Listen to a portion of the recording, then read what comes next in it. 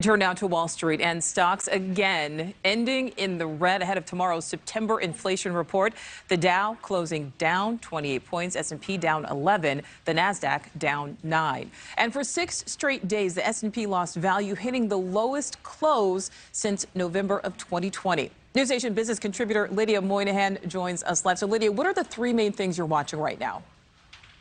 Well, 2 of those 3 are about inflation, which I know we talk about a lot on this program. And they're little-known acronyms as of a few years ago, and now they're acronyms we talk about all the time. The PPI and the CPI, both very important measures of inflation.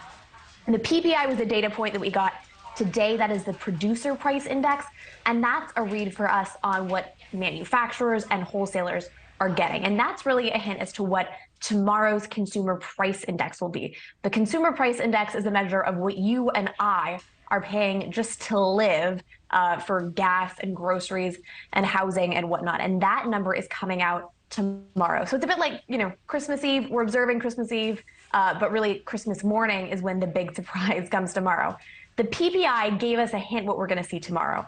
And the big picture is that inflation is decelerating. We're going in the right direction, but it's not happening as quickly as we would like to see. So the CPI number last month was 8.3%, and we're hoping tomorrow we get a number that's a little bit lower than that. And of course, the reason we talk about these decimal points and inflation is because we have big questions, obviously, what we're going to be paying, but what the Federal Reserve is going to be doing in response to this red-hot inflation.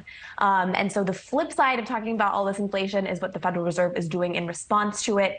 And that's the third thing I'm paying attention to, mortgage rates. The Federal Reserve has been hiking interest rates to try and tamp down inflation, and it's really squeezing borrowers. So mortgage rates are now at a 16-year high, 6.81%. That's more than double where we were a year ago. So hoping for good inflation numbers and hoping that we don't have to raise interest rates as much as we're fearing, and those mortgage rates can finally come down. Let's hope so. Lots to keep an eye on. Lydia, thank you.